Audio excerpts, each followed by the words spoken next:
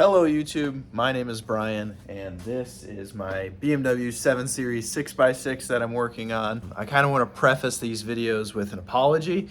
I tried to do this earlier, but I just was never really happy with what I got recording, and I'm new to it, right? But I'm trying again. Here we are. This is kind of where we're starting. This video, I'm probably not going to do anything too crazy, but I just want to introduce the project to everyone. Kind of show you what I'm working on, what the problems are, what I still need to do, and yeah, just go from there. So I imagine most of you haven't really seen this project yet. I've posted it in a couple Facebook groups and on Instagram, but nothing really public. So what I did is I have a 1996 BMW 750 IL and what used to be a 1995 750 IL. If you guys look at me, or I'll post some pictures of it, this actually used to be just E38 Ute, in this green color. Kind of was the inspiration of this whole idea. So like I said, this is gonna be, in the end, 6-wheel drive. Right now, only these wheels are driven, but I'm working on an X-Drive system, and I have some cool tricks up my sleeve for this one. But really what I wanna do is just kind of daily it, have fun, off-road. But the big thing for me is I want to tow with it. And I'm sure a lot of people are going to cringe at that when they hear that, but I'm an engineer, trust me, I know what I'm doing, I'm not an idiot. I've done significant reinforcement. I towed with the old Ute, I call it. I built a whole custom trailer hitch that goes underneath the frame of the car, and I'm currently doing some reinforcement up here. And that's kind of what the bulk of the project has been lately. I've really only been working on this for a couple weeks, but it's all just reinforcement. I want to have tubes going everywhere, underneath the car, all the way to the front, all of that. In my little intro video there, you heard me mention, the big problems of the build and what I've ran into so far. Like I said, I tried to record some of it, and I might even post the old footage, but I just was never really happy with the footage that I got because, I've never done this before. I'm learning. So bear with me, please, throughout this whole process. I promise I'll get better. But the big problem of the build so far has been, one, getting everything straight. Obviously, that's very important for this because I don't want the thing to crab walk down the road. And since it doesn't have a normal traditional frame, like you see people do this with Jeeps and trucks, I don't want to say it's easier, but there's a main frame rail that you can go off of on one truck and match it up to the other one and weld it up, and it's pretty much good. Not easier said than done, of course. I don't want to discredit anyone who's done it, but this being a unibody car, there's not really a main frame rail. You'll hear me throughout the video call these things frame rails. It's just folded sheet metal basically, which for a unibody car is totally fine because the whole car ends up becoming the frame, right? But I'm welding in tubes like this and such, but in essence, there's no real easy way to line it up. How I did it is, you can kind of catch a glimpse through it here. Of course, this will all be in videos later, I'm sure. But what I did is I just made a tube kind of brace almost that links the rear mount of this subframe to the front mount of this subframe. And of course, there's some differences in height and even position, but I knew as long as I got those where they needed to be, I would be pretty straight. So I started doing that, and then I just reinforced everywhere I could. You can see I made some plates for the strut towers here, and then sent a tube down to the next strut tower. So I'm not done yet. There's a lot to do. Honestly, I think where it's at now would be fine to just drive with it. It's very stiff. If I jack it up from the rear of the car, it picks it all, it doesn't pick up the front, but it pivots at the front. I have a lot of work to go still because I do intend to tow with it, and obviously that's a lot more load. And I've heard it all. You're cutting a unibody car in half and you want to tow with it, blah, blah, blah. Yes, I know, I'm crazy. But after aligning up, the next big problem I ran into is, you may have already seen it already, the rear body sticks out a lot. And this is something that I honestly didn't even consider being a problem. If you look at how the body kind of tapers in, you can see, of course, now it's obvious to me, there's a lot of taper to it. And how I got this part of the body, it's actually, about cut here. You can see where this bodywork is. There was once a door handle. So it just so happened that I cut it at about the peak of where the body tapers out. So this is probably the widest part of the car, aside from the mirror. And where I'm trying to mate it is just about the narrowest part of the car. It tapers in a little bit more at the back, but you get the idea.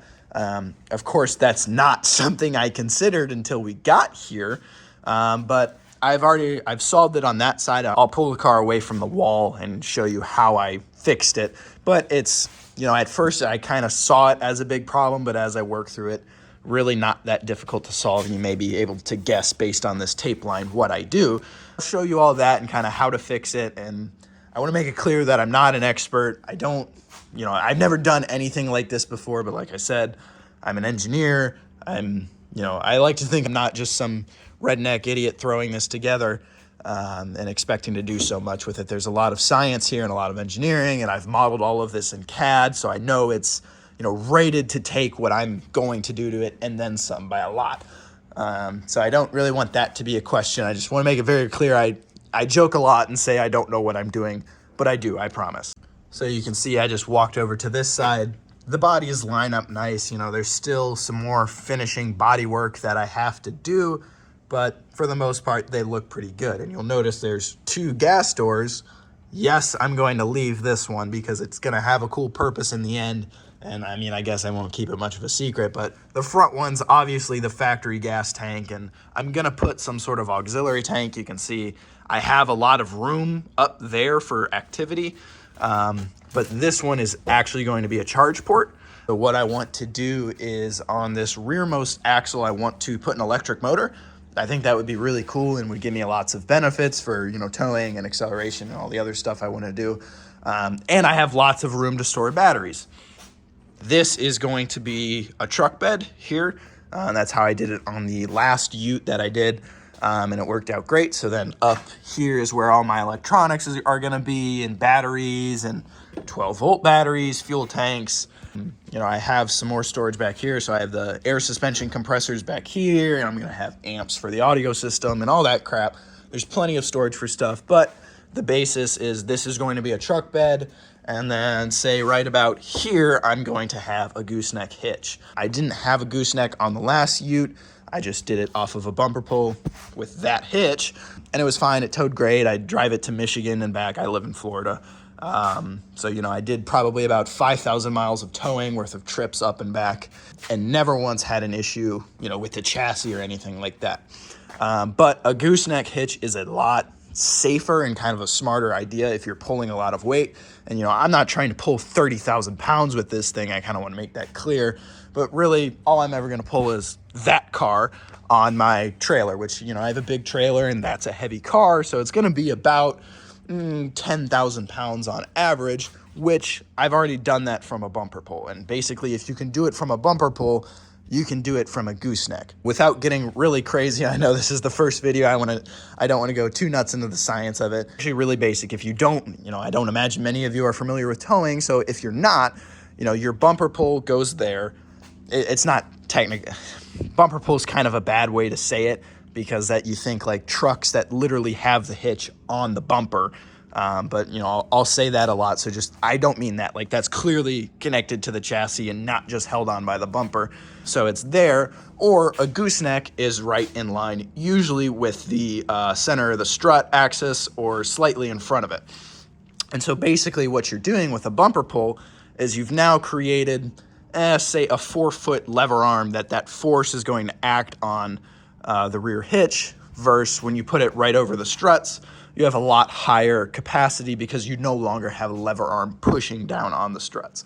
Very simple, but a gooseneck hitch gives you a lot higher payload capacity, or I guess towing capacity, if your payload capacity can support it. So that's what I'm just working to do. You may have caught it. I have on this strut air suspension, so I'll be able to help with the squat and pick up the truck when I load it, and all will be good there. And if you guys don't know, these cars do have a V12 engine, which is what I think is probably the coolest part about them. Aside from its, a lot of people say that this is the last good BMW, blah, blah. I don't really care about everyone's opinion on BMW, but it has a V12. That is cool. You can't say that that's not. That is just cool. And that's going to continue to power this car. I love these engines. They're fantastic. I'm going to continue to kind of work with them. It used to have a ZF automatic 5-speed, which does kind of suck.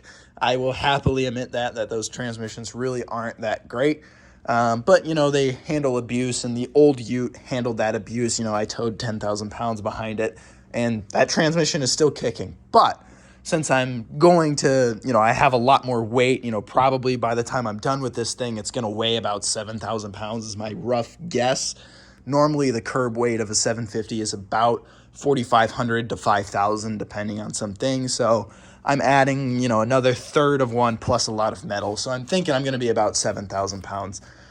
The transmission I've chosen to do this is going to be a ZF 8-speed. It's a really popular transmission. A lot of people are doing them in swaps, and for good reason. They're awesome. Engine's going to power the 8-speed, which I'm going to, you know, another big problem I'm running into is getting the X-Drive system to work. It's, you know, you may know, you may not. These cars never came X-Drive, so it's not like, you know, the hubs are splined or the suspension's meant to work with it. None of that is the case, so it's going to be a lot of custom work to get that to, you know, work. But we'll get there in time. I have all the components, so it's just kind of mocking it up and getting it to work. But we're going to have this engine, the ZF 8-speed. I do have turbochargers for this engine. We're going to do twin turbos. I'm kind of tossing up the idea of putting them here. You can see there's a good bit of room, you know, once you get rid of the factory airbox and nonsense. Or actually putting them underneath the car. I kind of want to do like a mid-mount turbo around the transmission, but, you know, something to figure out in the future.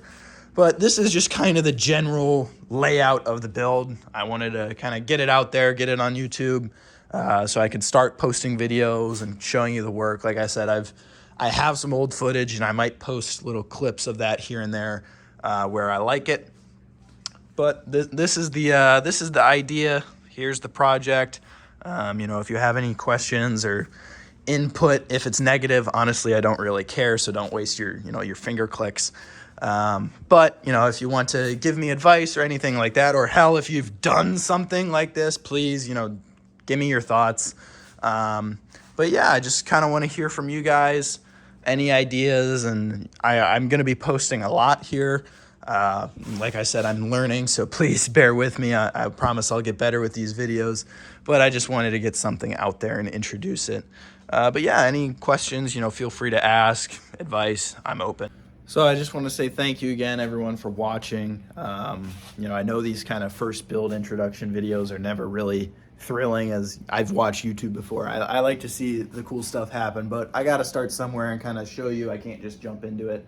But this is where we're at, and I guess just follow along to see where we plan to be.